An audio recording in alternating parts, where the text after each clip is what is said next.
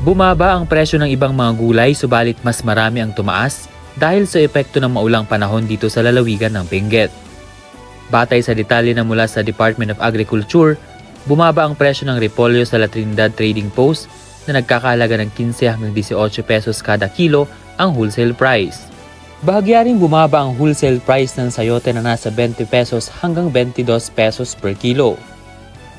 Ang mga tumaas ang presyo dahil sa kakulangan ng supply ay ang Baguio beans na ngayon ang wholesale price ay nasa 70 hanggang 75 pesos per kilo at ang trim broccoli na nasa 140 pesos hanggang 150 pesos per kilo. Ayon naman sa mga trader, tumaas ang presyo ng bawang at sibuyas na parehong nasa 150 pesos per kilo. Ang luya ay 170 hanggang 160 pesos ang kilo, samantala ang kamatis ay tumaas din sa presyong 30 pesos a kilo. Ayon kay Agrex Sanyo, isang farmer disposer dito sa La Trinidad Trading Post, patatas ang pinakamalaking itinaas ng wholesale price na 30 hanggang 37 pesos per kilo.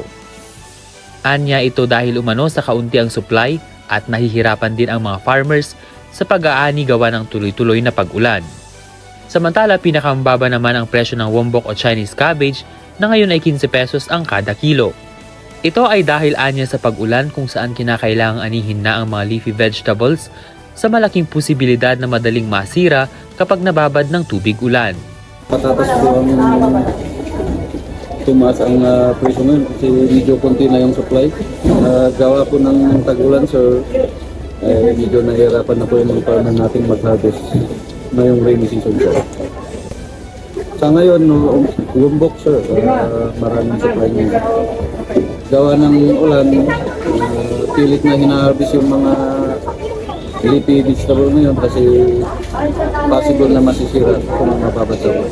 Samantala, ang presyo ng marble potatoes ay naglalaro sa 10 hanggang 15 pesos per kilo. Ang celery at radish naman ay nasa 45 pesos hanggang 50 pesos per kilo. Ven Pong Sila para sa Mata ng Agila, Northern Luzon, matatag, matapang, matapat.